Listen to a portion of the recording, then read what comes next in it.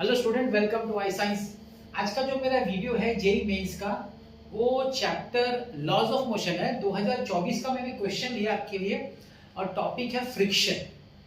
तो हम लोग डिस्कस करते हैं जो क्वेश्चन पूछा था जेई मेंस का कैसा था, और क्वेश्चन डिस्कस करने के बाद मैं कुछ आपको टिप्स दूंगा जो हर बार देता हूँ। तो जो लोग नए हैं या जो लोग बहुत दिन बाद आए हैं तो उन लोग को रिकलेक्ट हो जाएगा। ऐसे कुछ टिप्स दूंगा जो बेसिक टिप्स है और आप डेफिनेटली अच्छा स्कोर कर सकेंगे, और सब के बाद मैं आपको देता हूँ। ठीक है, चलिए स्टार्ट करते हैं। क्वेश्चन है, a given object takes n times the time to slide down 45-degree rough inclined plane as it takes the time to slide down an identical perfectly smooth 45-degree inclined plane। बड़ा confusing English है। Problem तो confusing नहीं है, यहाँ पे English को बड़ा confusing कर दिया। ऐसा ऐसा वर्ड यूज किया कि नॉर्मल बच्चों को तो इंग्लिश नहीं समझ में है कि नहीं। देखिए इसमें बेसिक क्या पता है, दो प्लेन है, एक perfectly smooth 45 degree incline plane है और एक 45 डिग्री रफ इंक्लाइन प्लेन है। रफ और स्मूथ क्या बताता है? रफ बताता है कि फ्रिक्शन होगा, स्मूथ बताता है कि फ्रिक्शन नहीं होगा। ये दो है इंक्लाइन प्लेन। चलिए मैं आपने ड्रॉ कर देता हूं इंक्लाइन प्लेन। जब दो इंक्लाइन प्लेन हो गए, ये स्मूथ वाला कर देता हूं मैं।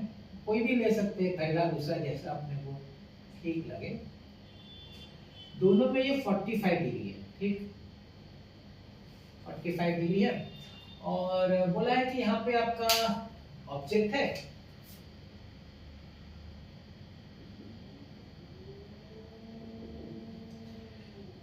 तो ये मेरा स्मूथ है और ये रफ, दो है। तो आगे बढ़ने से पहले हम लोग जो है इसका वो फ्री बॉडी डायग्राम बना देते हैं, है ना, जो भी अपने को बताना चाहे। तो स्मूथ में कैसा रहेगा? स्मूथ में देखिए एक तो आपका रहेगा mg डाउनवर्ड्स, ठीक। अभी फॉर द टाइम बिंग मैं इसको 45 और थीटा लेके चलता हूं। हम लोग थीटा में करेंगे, लास्ट में सब्स्टिट्यूट कर देंगे 45 डिग्री। अब ये आप जानते हैं कि यहाँ पे आपका नॉर्मल रिएक्शन फोर्स n होता है, या r, वो जो भी आप नॉर्मल रिएक्शन फोर्स r या n। अब क्या करना पड़ेगा, mg को हम लोग रिजॉल्व करेंगे, एक अलोंग द इंक्लाइन प्लेन और एक perpendicular to the incline plane. अब ये थीटा है तो आप जानते होंगे ये भी थीटा है, तो ये हो जाएगा आपका mg cos थीटा और ये हो जाएगा mg sin थीटा। ये रेजोल्यूशन है किसका? स्मूथ का। चलिए हम लोग स्मूथ का भी लिख लेते हैं ना, स्मूथ का लिख लेते हैं। फॉर स्मूथ प्लेन, तो स्मूथ प्लेन में देखिए एक ही फोर्स है जो बॉडी को नीचे स्लाइड करेगा, और वो कौन सा फोर्स है? वो mg sin थीटा है कि नहीं? तो वह हम लोग बोल सकते हैं कि ma is equal to mg sin theta, m और m कट गया, a is equal to g sin theta. रहने दीजिए, देखते बाद में इसका क्या यूज हो जाएगा। आ जाइए रफ पे। रफ पे देखिए क्या होगा। रफ पे आपका mg इधर है, ये आपका नॉर्मल रिएक्शन फोर्स है, यहाँ पे हो जाएगा, ये भी थीटा ही समझना प्लीज, mg यहाँ पे थीटा हो जाएगा, तो mg sin theta, mg cos theta. लेकिन इसमें एक्स्ट्रा एक फोर्स होगा। कौन सा फोर्स होगा? फ्रिक्शनल फोर्स, क्योंकि रफ सरफेस है ना, रफ है, तो फ्रिक्शनल फोर्स इसको अपोज करेगा मोशन को। ये फ्रिक्शनल फोर्स इधर होगा F के, काइनेटिक फ्रिक्शन, क्योंकि यहाँ पे लोग जो बात करें ना कोएफिशिएंट ऑफ काइनेटिक की बात करें, काइनेटिक फ्रिक्शन F के इसको अपोज करेगा। चलिए मैं अभी रफ कर लेता हूं, रफ का। फॉर रफ प्लेन, ठीक है। क्या हो जाएगा रफ प्लेन का? देखिए उसका जो ma होगा वो कितना होगा? एक्सेलरेशन। अभी दोनों का एक्सेलरेशन अलग अलग होगा, तो मैं सिंपल अलग अलग यूज कर देता हूं, नहीं तो उसमें कंफ्यूजन नहीं होना चाहिए। ये a1 ले लेते, ये a2 ले लेते, ठीक है। ओके, तो इसका मास इनटू एक्सेलरेशन रहा, इसका नेट फोर्स क्या होगा? mg sin theta downwards, mg sin theta down, sliding down, minus frictional force F k, kinetic friction को अपोज करेगा। ma2 is equal to mg sin theta minus frictional force आप जानते होंगे mu k, that is the coefficient of friction, kinetic है तो kinetic, into the normal reaction force N, ma2 is equal to mg sin theta minus mu k, और normal reaction force क्या है इसका, mg cos theta. Normal reaction force is mg cos theta. I divide by m throughout. There a2 is equal to g sin theta minus mu k g cos theta. तो ये भाई आपका आ गया, ये आपका आ गया a2. ये a1 है. ये बता रहा है कि अगर स्मूथ प्लेन होगा तो एक्सेलरेशन क्या होगा, a1, और ये बता रहा है रफ प्लेन होगा तो बॉडी जो स्लाइड करेगी किस एक्सेलरेशन स्लाइड करेगी. मगर आगे देखिए, आगे क्या है ना, ये क्या बात कर रहे हैं, इसको ध्यान से देखिए क्या बोला है. एन टाइम क्या बोल रहा है, एन टाइम क्या बोल रहा है, ये बोल रहा है कि दोनों में स्लाइड होगा, दोनों में स्लाइड होगा टॉप टू बॉटम. अब आप सोचिए कौन सा फास्ट होगा कौन सा स्लो होगा. डेफिनेटली स्मूथ जो होगा फास्ट होगा और रफ जो होगा स्लो होगा, क्योंकि उसको अपोज कर रहा है फ्रिक्शन. तो किस में ज्यादा टाइम लगेगा, रफ में ज्यादा टाइम लगेगा. सपोज इसमें टाइम t2 लग रहा है, इसमें टाइम t2 लग रहा है और इसमें टाइम t1 लग रहा है, तो definitely t2 will be greater than t1. ये तो आप मानते हैं, क्योंकि रफ है तो टाइम लगेगा. अब ये n क्या बोल रहा है, बोलते हैं n टाइम लगेगा टाइम. तो n टाइम लगेगा तो किसका n टाइम लगेगा, कौन ज्यादा टाइम ले रहा है, रफ ज्यादा टाइम ले रहा है. सिंपल, अगर आपको इंग्लिश नहीं भी समझ में आती तो ये कॉमन सेंस से समझ सकते हैं कि अगर n टाइम्स कोई टाइम ले रहा है तो डेफिनेटली कौन लेगा, रफ ही ज्यादा लेगा ना, क्योंकि इसमें टाइम ज्यादा है. इसका मतलब है t2 is n times t1. I hope you understood this condition. ये दिया हुआ है, ये जो दो लाइन पर इतना बड़ा सा दिया ना पूरा कंफ्यूजिंग इंग्लिश करके, उसका मतलब यही है कि रफ में जितना टाइम लगेगा टॉप टू बॉटम, वो जो होगा स्मूथ का n टाइम लगेगा. दैट इज व्हाट चाहिए. तो वापस रीड कर देता हूं. A given object takes n times the time to slide down 45 degree rough. n time rough के लिए inclined plane as it takes the time to slide down an identical perfectly smooth 45 degree inclined plane. I hope you understand. तो हमको दोनों के लिए time निकालना पड़ेगा भाई, टाइम, क्योंकि रिलेशन जो दिया टाइम में दिया है, तो हम टाइम में रिलेशन निकालेंगे. तो स्मूथ के लिए, स्मूथ के लिए टाइम हम लोग फॉर्मूला यूज करते हैं, हमारा kinematical s is equal to ut plus half at square. ये फॉर्मूला पता है, ये यूज होगा. अब देखिए दोनों का सरफेस आइडेंटिकल बोला है, वेरी करेक्ट. एकदम ध्यान से देखिएगा, आइडेंटिकल वर्ड है. आइडेंटिकल वर्ड है मतलब ये जो लेंथ होगा ना, पूरा लेंथ ये दोनों के लिए सेम होगा. तो इसको लेंथ को हम लोग कुछ ले लेते हैं. Let's take x, sorry l. तो स्मूथ में फॉर्मूला अगर अप्लाई करेंगे तो l इज इक्वल टू, यदि इनिशियली तो स्टार्टिंग में आपने छोड़ा होगा तो इनिशियल वेलोसिटी 0 होगी, 0 plus half acceleration. Acceleration a1 है ना, स्मूथ के लिए a1 g sin theta into t1 square. तो 2l upon g sin theta is equal to t1 square. रख दीजिए इसे, let it be as it is. ठीक है, क्योंकि बाद में देख लेंगे. अब हम बात करते हैं रफ की. रफ उधर क्या होगा, l is equal to initial तो 0 है, हाफ एक्सेलरेशन इसका इतना बड़ा सा acceleration g sin theta minus mu k g cos theta into t2 square. Let's take cross 2l upon g sin theta minus mu k g cos theta is equal to t2 square. बस दोनों का t1 t2 तो निकाल दिया. अभी उन्होंने क्या बोला, उन्होंने बोला है कि भाई t2 is n times t1, मतलब t2 square is n square t1 square. मैंने स्क्वायर क्यों लिखा, हम लोग स्क्वायर लिखा तो रूट करो, फिर स्क्वायर ही तो करना ही है. चलो स्क्वायर में लेके चलते हैं, इसमें क्या, टेक इन स्क्वायर्स.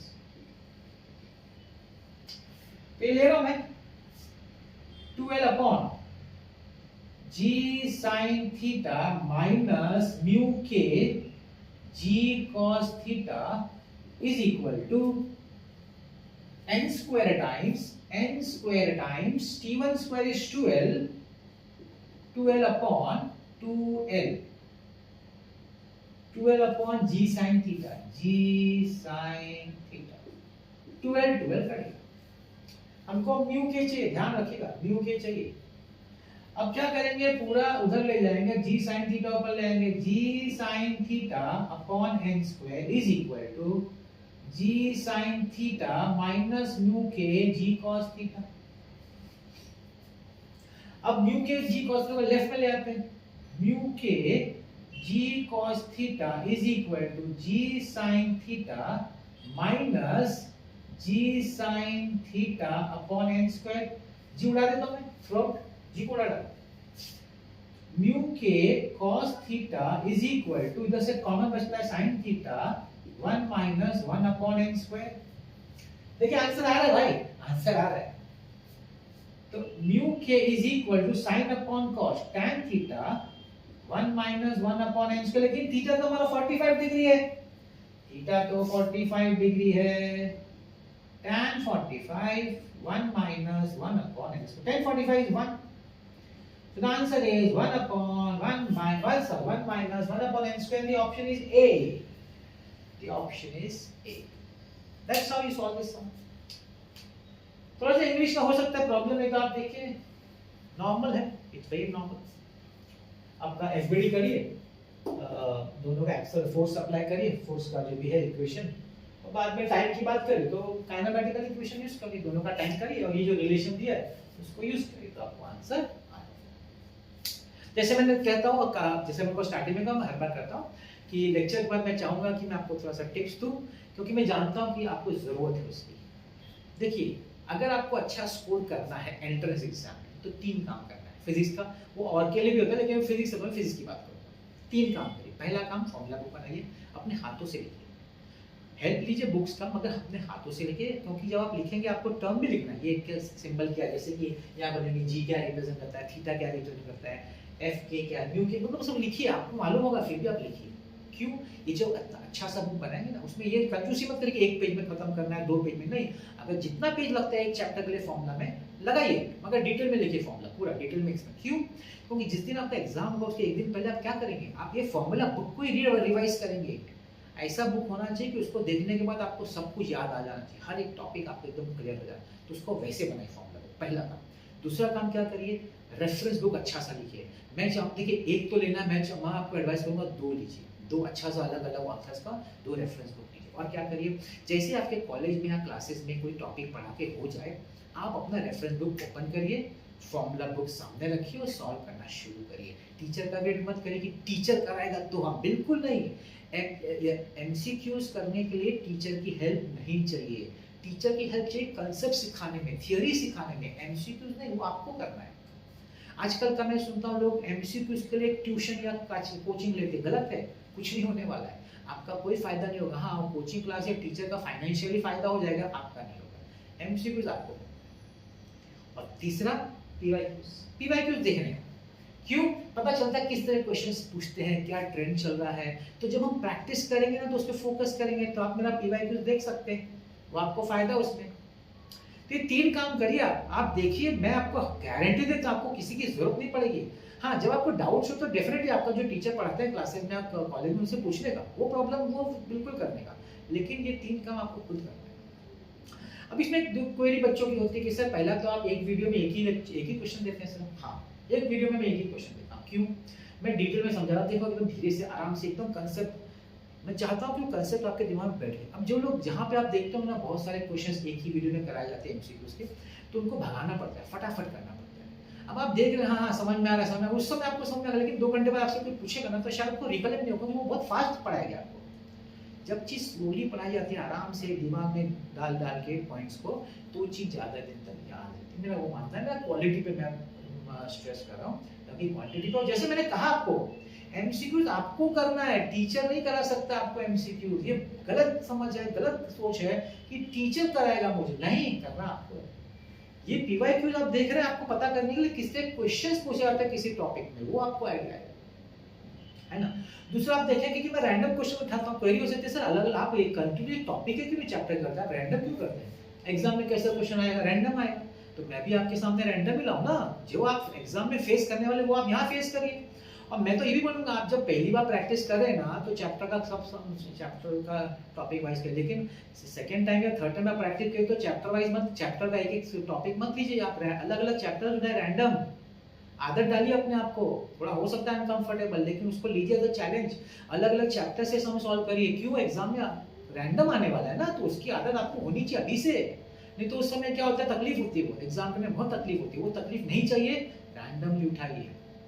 और फिर मैं बोलता हूँ फाइनली, एमसीक्यूज आप ही करेंगे, आप ही कर सकते हैं, कोई नहीं करा सकता, कोई टीचर, कोई का क्लासेस आपको एमसीक्यूज नहीं करा सकता। ये मैं एकदम सत्य बात बोल रहा हूँ आपसे, याद रखिएगा इस बात। तो देखते रहेगा मेरा वीडियोस, जैसे आप जानते हैं मेरे प्लेलिस्ट में सीटी है, मेंस है, एडवांस है है ना, नीट आप सब देखिए, अलग अलग टॉपिक्स है, अलग अलग फॉर्मूलाज, तो वही है जो आप पढ़ते हैं, तो आपको सिर्फ ना रिवीजन हो जाएगा हर चीज़ का, फायदा ही होगा। तो मैं भी पूरी कोशिश करता हूँ अच्छे अच्छे क्वेश्चन लाऊं जो मुझे लगता है जो पूछे जा सकते हैं। ठीक है, तो देखते रहेगा मेरा वीडियोस। आज का मेरा वीडियो देखने बहुत बहुत धन्यवाद।